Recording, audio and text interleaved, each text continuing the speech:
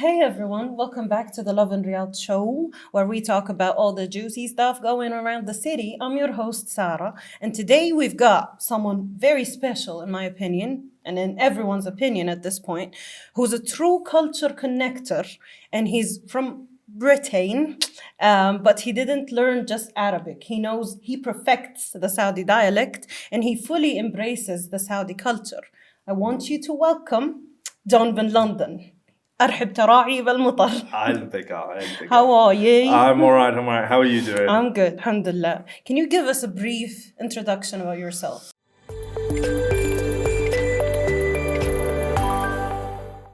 Okay, so I call myself John bin London. Okay. I'm not actually from London. Oh. I'm from Nottingham. Nottingham. So we're about 2.5 hours from London.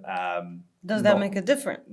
I don't know. It's like in London, they'll be like, oh, Nottingham's the north. Yeah. Everyone from Nottingham's like, no, we're the East Midlands. Okay. So we're like the Nedged of England. We're right smack bang in the middle. Okay. It's famous for Robin Hood.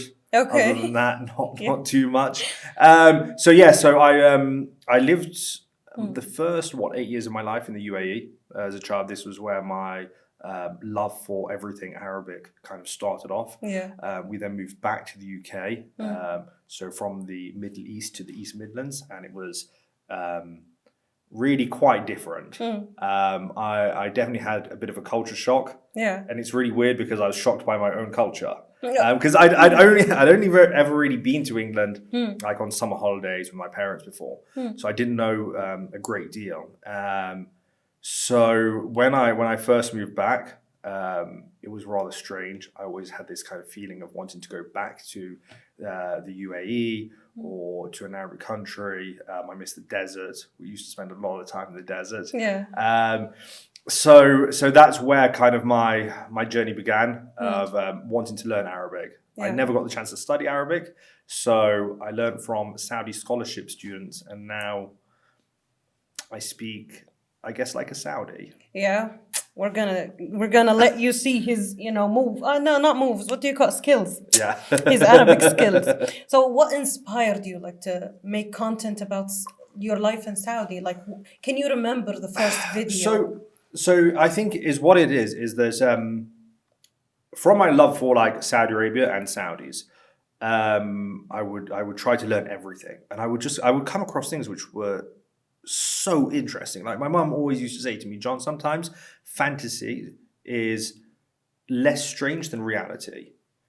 Reality is more strange than fantasy. Okay. Yeah, and I would find things within Saudi history and whatever, and I'd be like, what?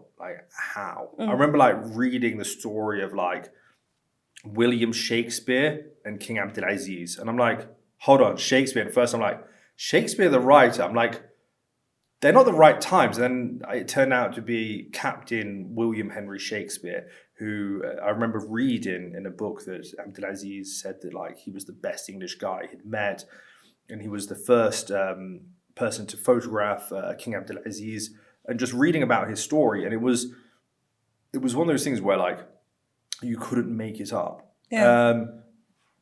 So I started off kind of creating stories on social media, things that I just thought were interesting. I didn't really focus on the point that I'm English, which is obviously, the elephant in the room. You have an English person speaking in a Saudi accent about, Saudi history. But I really like the things that kind of connected the cultures and connected the people together. And I guess it was also how to say, it's finding similarities amongst historical stories which are similar to my story, an English person who is in love with Arabia and the Arabs and my appreciation for that. So then finding historical things which had happened before, I felt some kind of I guess something similar within the story, and I guess something to relatable, really. Yeah. Do you have examples, something? So I remember reading about Lady Anne Blunt. Okay. Lady Anne Blunt is the first Englishwoman to ever go to the region of Hajj.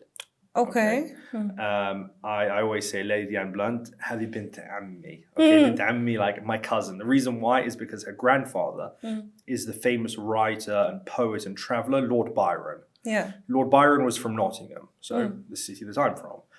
And his granddaughter, Lady Anne Blunt, like, as I mentioned, was the first English lady to ever visit Hyle. When she wrote about it, this amazing, beautiful place that she went to, that she couldn't believe that she was actually there in Jebel Shammar.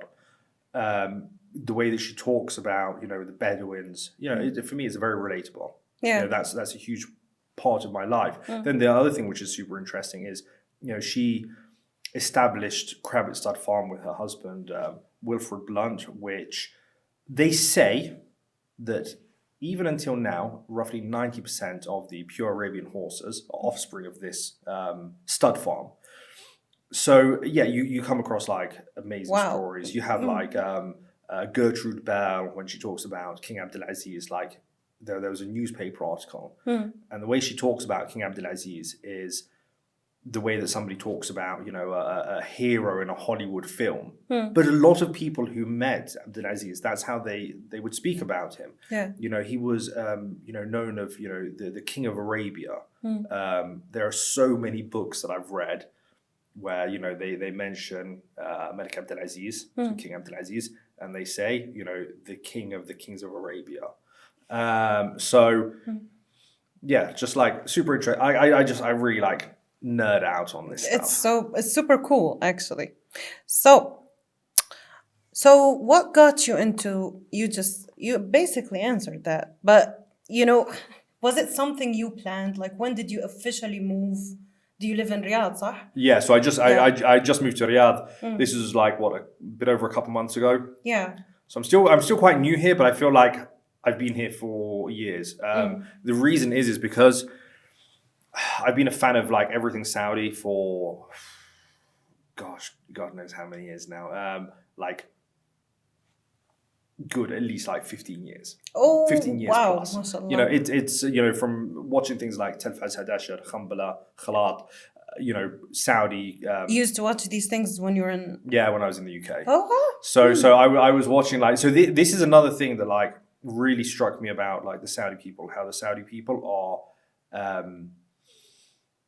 like super creative. Like nothing really stops them or gets in their way. Like I remember watching those. So there's a group of guys called, they have Telfaz Hadashar Studios, so Telfaz 11 studios. Now, these guys were creating like content for like, I guess, Saudi cinema before there were cinemas in Saudi Arabia. Like pretty adventurous, to put all your career on something that doesn't exist in the country at that time. But it gave me like a great insight within the culture, the language, but also like the mindset of the people. yeah. Coming across Saudis, they were always like super friendly. Like I never met a Saudi who ever made me feel like I'm not one of them. Yeah, unwelcome. Yeah, they're always like just super welcoming, and you're one of them, and like there's no, you don't really feel like there's any difference between you and them at all. Yeah. So that's something that always kind of really drew me to Saudi Arabia. Obviously, when it comes to like learning about culture and history, it all kind of comes back to this region and Saudi Arabia in particular. So yeah, it was just kind of like falling in love with the people and the culture, and obviously like there was that whole like nostalgia aspect of where I spent my childhood. Like it's very, very similar to here. Would you say that? Like, would you say that? Like I'd say that like Abu Dhabi in like the 80s and 90s is very similar to here. Yeah. What do you think are the differences between like UAE and KSA? Like nowadays, I think there's more differences, but I think like back in those days, I think when it was like a little bit more, I guess, simple there, but in a nice way. It's but then also where I was, like most of my days were in like Swih and Wathaba, where like the Bedouins are, and nowadays, even now, like let's be honest, the vast majority of my friends are Bedouins. Yeah. So things in that aspect, there's a similarity. Like you have like, for example, like even with some of the tribes, like my friends in Abu Dhabi, they're from a family called Al-Amri. Al-Amri, they're from Amr bin Sa'sa. You have many of the tribes here, they're from, a lot, of course, from Amr bin Sa'sa. You have like a Sibi'i, they all kind of go back to them. So you have like, there's a similarity culturally, but there are definitely differences. Like there are differences between the UAE. There are differences, here in Saudi Arabia. when you planned on moving to like, let's say an Arabic country, were you planning for like Riyadh or like Saudi, or you wanted to go back to When I was a child, Emirates or when I was a stuff? child, I think it was Abu Dhabi because that's what I knew. Yeah. When I kind of grew up a little bit more, it was like, no, Saudi Arabia. Okay, so you meant Saudi Yeah, Arabia. yeah. Like for years and years and years, it's like a dream for me to move here, to live here. It became a thing of like, then like later on, like, all my friends are Saudis. Yeah. Like pretty much all of them. I had a film crew come to film a documentary about me. Oh. And yeah, in Nottingham, whatever. It was one of the Saudi channels, and it was for X Originals, which is a new thing that it's kind of like Netflix Originals. Yeah. And they gave me a load of questions. They're like, "Oh, these are some questions for John's friends." And some of the questions were like, "So, has John influenced you or had like some kind of impact and made you want to visit Saudi Arabia?" I'm like, my friends are all from like Doadami and Hayal. I'm like, I think they've been to Saudi Arabia. And then I'm like, oh, they mean this for like my English friends. And I'm like, Was it one of your friends that she's blonde and you would okay, go yeah, on Duolingo? okay, yeah. So that's Yeah. that's my colleague May. Shout out to May. Yeah, May's absolutely fantastic. So May, we employed May in our company, Yeah. and she came work with us. She's an amazing worker. Works super hard. Really nice person, and you know she's from like a small town close to where our offices are. I think in her life she told me she'd met about 5 Muslims before. Oh gosh. She knew nothing about Saudi Arabia. She found out where Saudi Arabia was by looking on Snapchat maps. What? It's one way of learning. Yes. But yeah, she started to get an interest. She saw that I was doing stuff within social media, whatever, and it was a way of kind of like opening up that door and telling her a bit about Saudi Arabia and her to have like interest. Nowadays, after the things that she's seen or whatever, I know that she's super interested in visiting the country. Yeah, she's not yet visited. She hasn't yet, so inshallah one day we'll sort her out. We'll get her some tickets and fly her over. Yeah, she needs to come see. I think she'll really enjoy it because the thing is, a lot of people we have to be really honest. Yeah. A lot of people outside the kingdom don't know that much about the kingdom. Yeah. And to this day, it's still true. Even though there's been a lot of change, there's been a lot of work in promoting the country. Yeah. There's still a lot of people that they have those ideas they used to have back in the day. Yeah. They're they've got these misconceptions yeah. and preconceived notions about Saudi Arabia, and even now they don't know that much. Yeah. So I always think that it's really anybody who does know about the kingdom and know about the country, the culture, the people, or whatever. It's almost like our duty to kind of combat that and be like, actually, it's a great country. it's a great country. Yeah. The things that you heard, it's not true. But unfortunately, there are so many people because of things in the media and people saying these things about Saudi Arabia that it's a common belief. Yeah. It's something that when you speak to someone, you're like, no, women have rights in Saudi Arabia. Like, they have really good rights, actually. It's not an oppressive country or whatever, and it's not like ultra conservative. You can live here how you live pretty much most places in the world. Yeah. Of course there are laws, just like we have laws in the UK. Yeah. And our laws are specific to our country, just like, for example, you can't drink alcohol here in Saudi Arabia. Okay, you can't take drugs in the UK. You may be able to in Amsterdam, but that's Amsterdam. That's not the UK. That's illegal in the UK. Yeah. Okay, so each country has their own laws, and you should abide by those laws. But it's Saudi Arabia is a very normal country in the way that the laws are. And it's a great way if you want to, get sober or something. I had a friend that was one of the reasons, and well, it was part of his reasons for wanting to come here. He was like, in the UK I drink too much, and this would be a great way. Like, he wanted, a life experience. Yeah. He moved here and he got a job here, but then also one of the benefits, he was like, I'm really going to cut down on my drinking, and that's not a good thing. Like, actually, in the UK nowadays, we did have a big problem with something we call binge drinking, where people, they're constantly drinking and getting drunk, or whatever. But it has obviously like huge negative side effects. Now we have a bit more of a health conscious population, especially young population, who are kind of steering away from that and not drinking so much. So there are people wanting to move to dry countries like Saudi Arabia because you don't have that here, and it's Yeah. definitely a lot healthier. Yeah, Yeah. would give it that. Okay. Did you face any? You said that before, but like briefly, I want you to Oh, okay. specify more. Did you face any challenges, surprises when you first moved here, or how did you adjust to life, culture shocks, address them? So coming to Saudi Arabia, to be honest, I've lived for the past however many years, almost as though I live in Saudi Arabia, but just being in the UK. I don't really think I had any kind of culture shocks because I think I knew You did your research. Yeah, I did my research and knew quite a bit about the country before I came. Like I mentioned, in the UK, my friends, they're all Saudis. Yeah. I've been, I know this is Lovin Riyadh, and I've been loving Saudi Arabia for a long, long time. Like there are definitely things that obviously when you come, you don't know about certain systems and the way things are set up, and but it's great because I have support from my friends. Yeah. My friends will come and they'll tell me like, oh, yeah, you need that? Okay, we do this, this, and this, and this, and this.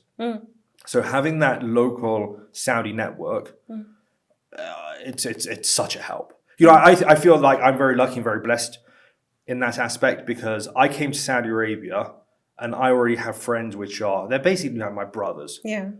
And a lot of them before I came, which is probably a little bit different to maybe other expats that move to Saudi Arabia. They come here and don't know anybody when they first come. I come here and I have friends in literally like every town, every city, which is fantastic. And how do you meet them? Like, how did you meet your friends there and here? Coffee shops. So you just like go up to them and you talk to them? You meet one.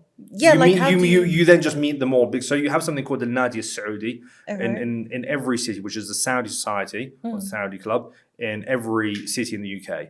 They're Saudi students who have come to study on what's called al-Barnamij al-Ibti'ath, like the scholarship program. Now, you meet them a multitude of ways. So you may meet some guys at the mosque. You may meet guys, coffee shop. And they all know each other. Okay, so if you meet one, then he's going to invite you for coffee, and you're going to get introduced to some of his friends, and then it's just going to spread and spread and spread and spread. It's super easy to make friends with Saudis. Is all you do. You see one, Salam alaikum, yalla hayyum tiqahwa. Okay, so say Salam alaikum, and then tell them let's grab a coffee. It's so easy, and that's it. Like the beautiful thing about a lot of Saudis is. Like they don't want anything. You don't want anything from them. Just want to talk, have coffee, enjoy each other's good vibes. Good vibe. Yeah, that's it. That's it. So and you slowly become really close. They're open, genuine people. So it's like they're really easy people to make friends with. Yeah, easy going. They're pretty chill people. Yeah. Super chill people. Also really funny. This is something else that I learned about Saudis. I guess quite a young age is that. They love to have a laugh. Yeah. A lot of things they don't take it seriously. Like, so you have what's called tagtaga. We call it banter in the UK. So that's something which is very similar between like Saudis and English people. Like we like to laugh and joke, and Saudis are very much like that. So yeah, super easy to make friends with them. Really. Really nice people. Yeah. Okay, yeah. Do you have I don't know is it your country that drive like the steering wheel is on the right, not on the left? Yeah. And how was that for you? I very quickly adapted to driving here in Saudi Arabia, so much to the extent that if I go back to the UK, I'm a bit like, hold on, wait a minute. Am I driving on the correct side here? So there's sometimes where literally especially because a lot of our roads are just they're only like one lane coming and going. So sometimes I'm driving, I'm like, hold on, like am I in the right lane here? So I just kind of wait till I see another car, and then I'm like, okay. Alhamdulillah, you didn't face basically any culture shocks. No. I think the first time I drove in Riyadh, I rented a car, and then that night I drove to Qassimi. Yeah. So that was my first time driving in the traffic of Riyadh, and then get امسك الخط, doing a long journey to Qasim. I'd driven in Douarnenez before, but I used to like drive a do you know a Crown Victoria? No. Okay. Is it a car? Okay, so Crown Victoria, it's kind of an old car. It's like the old American police cars. And if you see it, 100%, I know it's one of the cars that you avoid on the streets. Oh, okay. Because if so people used to avoid me. So I'd come to a roundabout and people were like, whatever. Just leave them alone. So that was, I guess, my kind of training of how to drive here. And obviously, like in Douarnenez, it's a little bit more kind of less busy. Yeah. That was. Okay. Yeah. What about the weather? Like, I've been here mainly in winter. Yeah. So the weather for me, and then again, like I've been around the Middle East for a lot. Yeah. Like the last 3-4 times I was in Kuwait, it was in like the middle of summer. So when it comes to the heat, it doesn't really bother me too much. Okay, so you're pretty settled. Yeah. And you guys have air conditioning everywhere, so that's always a benefit. In the UK, we don't. We really suffer from like the heat. It's actually like it gets really hot. Yeah, with global warming, but it didn't used to be. It didn't used to be, of course, when we were younger. But like nowadays, it's really warm, and then like you don't have air conditioning in a lot of the places you're walking. So like we suffer there. Yeah. We actually like suffer there probably more than here. So because no air conditioning. Yeah. Okay, John, you love Saudi food. Is that right? Oh yeah. Okay, and you went from Sunday roast and English tea to Khleeja, Kabsa, Saudi coffee. What's that transition like for you? To be honest, that transition happened a long time ago. Yeah. So within the UK, one of the great things that we have in the UK is it is so multicultural. Yeah. Especially in London. Yeah. If you go to a certain area, you find a group of people and culture there. So I was very fortunate that I got to eat a lot of this food prior to coming here. So I definitely gained a liking for that, and when I've come here, I've done nothing apart from you weren't weight. Surprised. You're just it's just getting to have it more often. Saudi food's absolutely delicious. I always think that's one of the things that we should export from this country to other places in the world. A great door opener to get people to want to know about Saudi Arabia, to ask questions, to want to know the culture, is through food. Yeah. I think it's a great thing that really brings us together. A universal language. Yeah. So I think that like I wish that we did that. I wish that like we started bringing some of those things over to the UK. You have even things like you have like a company called Noog. Yeah. They do Saudi milk. They bring it every day fresh from a shegra. And they even make like gelato. It's really good. It's really, really lactose free. They do some lactose free stuff. I bought the other day. There were actually like some like flavored milk ones. I always feel a little bit weird having like flavored camel milk. So I'm used to drinking it fresh and like what it's called, a tasa. A tasa, keeps it cold and delicious. Not cold. It's usually warm when it's freshly. But it's what we usually do. We'll take it. You milk the camel, and then we'll put it into like, I guess, I don't know. It's like a little barrel thing. You can then, it'll go cold and then pour it into a basa. So I prefer the camel milk cold, and then you have what's called al-raghwa, which is the foam. So you can get it and dip dates into it. Even so cats like it. It's really delicious and it's really good for you. And it's also is great because you're using local products. Yeah. And I think that's something that like I really liked about the company Noog. It's created by PIF, so the Public Investment Fund. They created a company called Sawani, and they're the guys that created Noog. Using local resources, local company, obviously local camels and stuff. But I think it would be fantastic to take this and make it on a global level. Yeah. Especially like even if it's just starting off with like the gelato and stuff like this, you can ship that to Europe. You can ship that to the States. It's a frozen product. It's going to last. I'd love to see Noog gelato on the shelves in in British supermarkets. Yeah. I think that when it comes to the culture, a fantastic thing to do is to export some of the foods. And that kind of brings people together, starts getting them involved within Saudi culture. Because, like I mentioned, I still feel that there's a lot of people who just really don't know anything about Saudi Arabia. Yeah. They don't have an interest, and I think this is maybe a way to start kind of getting people interested within the country, the culture, the people, and it's an amazing country and culture. Like the Saudi culture is so deep. Whether you want to talk about linguistics, we can talk about dialects of different towns and tribes. We can talk about ancient Arabic. When we with al-Himyariya, al-Misnad, Dadaniya, Thamudiyya, the extinct old Arabic.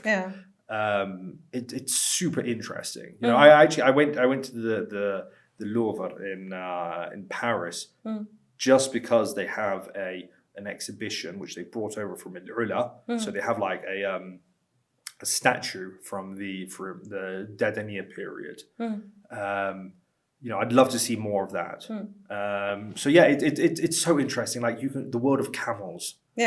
Like whoever would have thought, we're just talking about camel milk, that it's such a rich history and culture. You have something which is called al-Hijn. Al-Hijn, it's camel racing.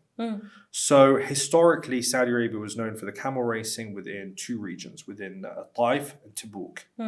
Even now, when you see a lot of the jockeys, you'll see like guys from the tribes which are the inhabitants of like Tabuk. So Al-Huwaitat, Bili, Anizi, Jehni. These are the guys which are really kind of the strongest guys within like camel racing, as in jockeys. I mean, we're now seeing more kind of camel racing, Hijn, Riyadh, Al-Hassa, Al-Ula. But then you have Siyahid, which is the camel beauty competitions. There are camel beauty competitions. But it is great because it's become something which is international. The camel racing event especially on the female team. So you have like Linda, Jana. So Linda's from Germany. I think Jana's from Germany. You have Razan, she's Jordanian. Who else? There's an English lady I know who's riding with them. Who's been winning. It's actually been Saudi girls. So I think this year in Riyadh from Sharif before Khaloud al-Shamri. So it's become like international events, but each area of like the culture within Saudi Arabia, you have a really rich history, and when you delve into it, it's a sea. It just never stops. Back to the Saudi food. What's the one dish that you can't get enough of, like a Saudi dish? And what's the best spot to get it from? Like, oh gosh. So for me, like it's kind of Saudi. Like Mendi is like delicious. Yeah. Chicken Mendi or no, meat Mendi? Meat. Yeah. It has to be. I'm actually like I prefer like sheep and goat over camel meat. This will be like all my little Bedouin friends like they love camel meat. Like camel meat, it's good, but it has to be like what we call like local camel meat. I prefer, and if it's like quite a young camel and the person knows how to cook it, there's so many variants that go into it. So like whether the dish is going to be good or not. Yeah, to perfect. Yeah. Whereas with like sheep or goat, like almost most places they do easy. Really well. Yeah. Where's my favorite place to have it from? Oh, I don't know. There are so many good places. I really Your like top 3, maybe. Okay, so I really like Asib. Okay. Asib's really good. You have Nejdi village. Garet Nejdiya. Where else? There's another place I went to with some friends not long ago, but I've totally forgotten the name. It was like I don't know, they were literally just calling like the Saudi restaurant in Slimania. So it's like a local place, like not so famous. Yeah, it's definitely not as famous, but yeah, it was really good. You also have like I really like some of the grills.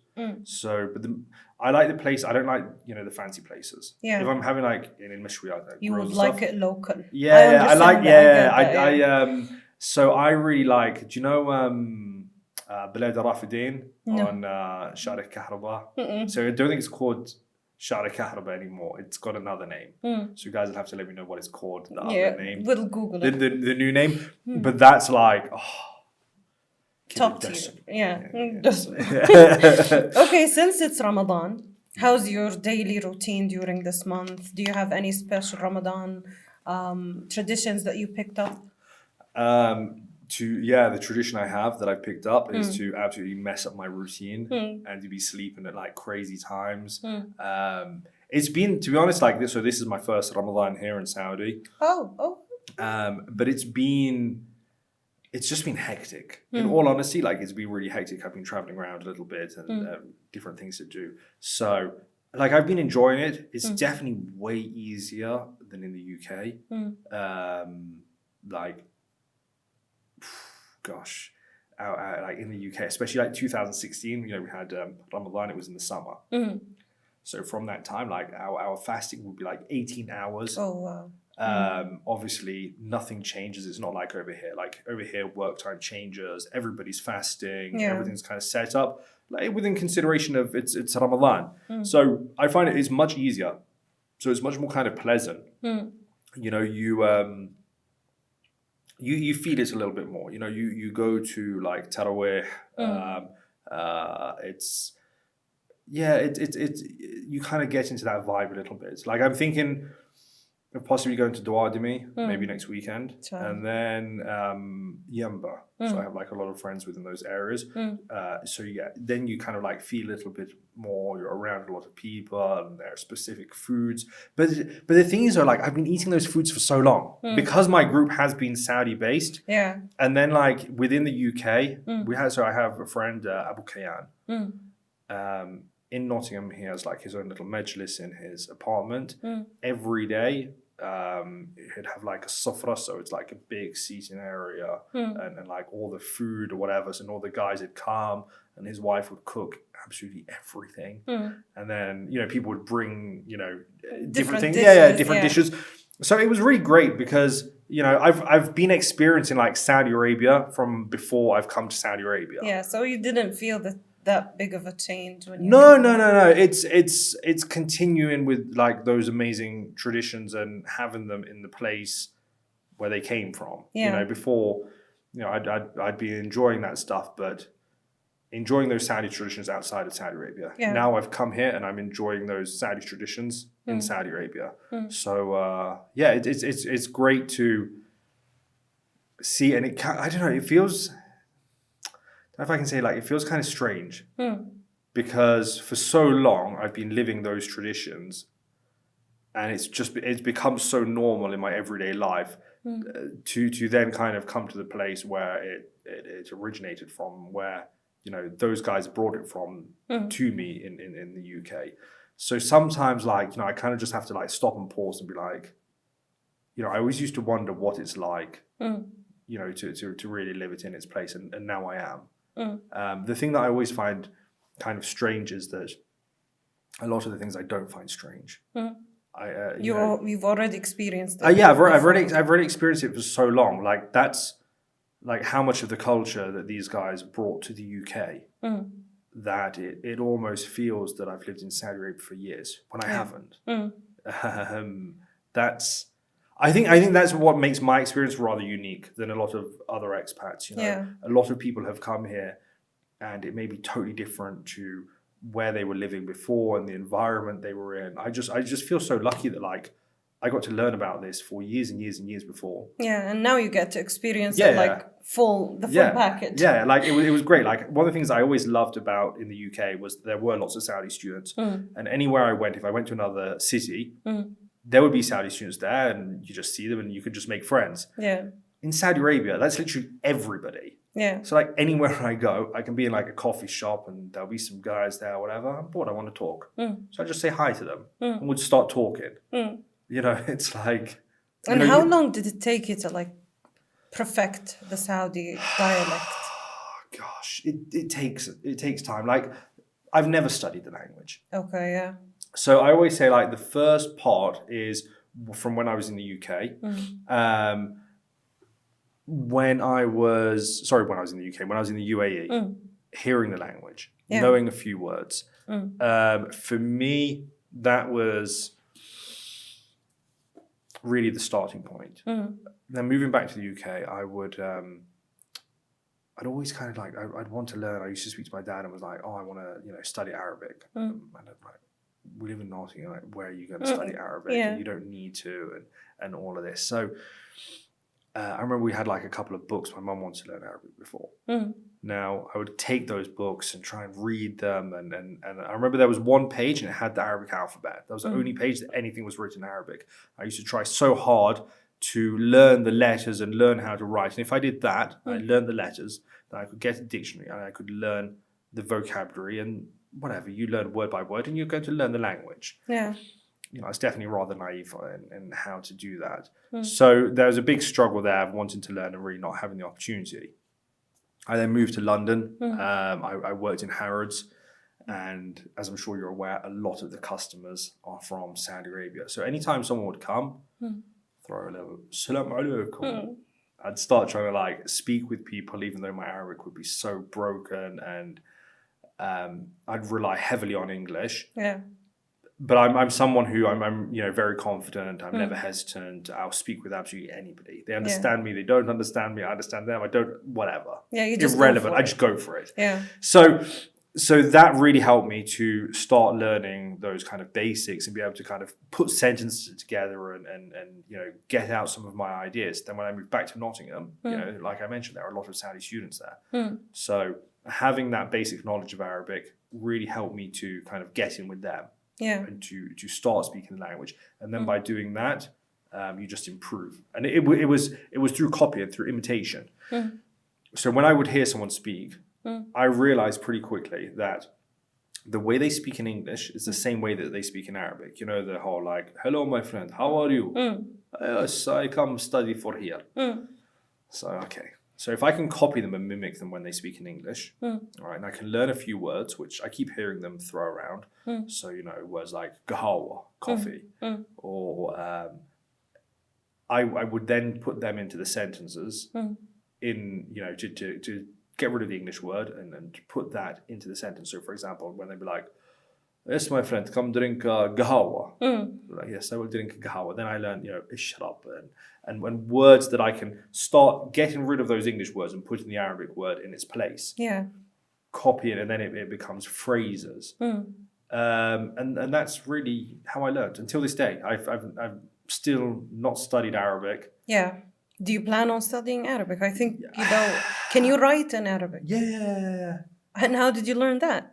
Like Google and stuff. That book that my mum had, and a bit of Google. Yeah, that's cool. A lot of people in your comment section, like mainly I saw it on Instagram, they would say like it's impossible that he doesn't have like Arabic blood. Do you have any kind of like relatives who are Arabs or Zero. Zero. Okay.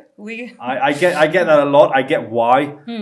I think it's also a thing of like it's definitely because of the style. Yeah. So like the mustache and stubble and whatever. So people definitely think that like, oh, he must. And also because when I wear like the clothing, I know how to wear it. So, like it's not, I don't wear like shumar, like Mohammed bin Qahtani. So. Okay. So one of the biggest things in the English culture and in the Arabic culture is literature. Yes. Do you have any bait sha'r that you like in Arabic? So I like to listen to them. Okay. I haven't really memorized too many. Maybe a phrase, saying. There's, I remember there was a poet. So he said, what do you say? He said, يغارة الله وين ودي حيامي لا من على جيد الضبي اللي في الشال لا تسألوني بالغلة والشعلامي وعلى فراق عيونها ليه محتال طقة كعبة في بلاطة رخامي تلوي رقاب القم رجال صح حسان. So but they're really interesting poets and poetry, like obviously like England and like Shakespeare, they're known around the world, but with Arabic poetry, so you have different types. You have like Fusha, you have Nabati, you have Muhawara. So they're very, very interesting. Like the Arabic language itself is hugely complex. there's a lot of intelligence within this poetry. So, for example, I think the base or the starting point is Fusha, modern standard Arabic. Modern standard Arabic can be or like classical Arabic can be very intricate and difficult to understand. But I would say that Nabati is a high level. The reason why is because there will be a lot more kind of hidden meanings within that, and even like linguistic intelligence that not everybody will understand the vocabulary. Most people will understand, even if they couldn't do it themselves, they will understand the poetry in classical Arabic. In Nabati, not everybody will understand it. Then when we go to something which is called Muhawara, a lot of people won't understand this. Now, Muhawara is extremely interesting. I call it like rap battles of the Bedouins. Okay, so what it is you have two poets, and then behind them you'll have a line.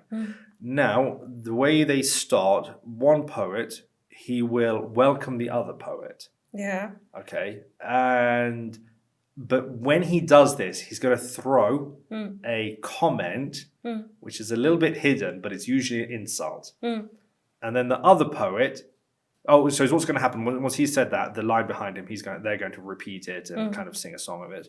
And then the other one has a couple of minutes, or sometimes less, to reply.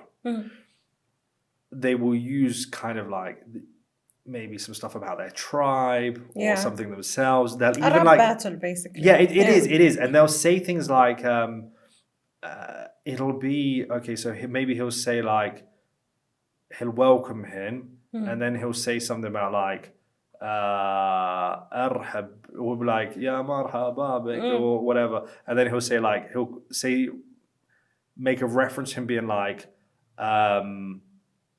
maybe winter rain. He's calling him weak. يعني مطر أشتر. It's weak. It's not. If it came the rain in the summer, then it's stronger. Yeah. So it's an insult that not everybody's going to understand. Yeah. That he's throwing. You know, there's like there's certain camel lineages that we know they're not pure. They mix them with places from other countries. So sometimes he'll make an insult about the person's lineage, but he'll refer to like a camel lineage. So people like Ahl al-Bil, so people of like who are like owners of camels, and they understand this stuff, they're going to know it and they're going to get the reference, whereas other people won't. So it's very, very interesting because you have to have an understanding, one, of linguistics, the language, very specific vocabulary, understand about tribes and genetics and lineage, but then also other topics like maybe camels, for example, in a very deep level. So you're looking at like, when you're talking about like Arabic or specifically like Saudi poetry, again, it's like every part of the culture. It's just like, it's a sea of information. It just never stops. So a form of art. Yeah. Okay, I think that's a wrap. Thank you so much, John in London. We enjoyed having you here, and you know, all these facts. I think we've all learned something today. Thanks to you. Thank you so much. Okay, guys, catch you again inshallah next week.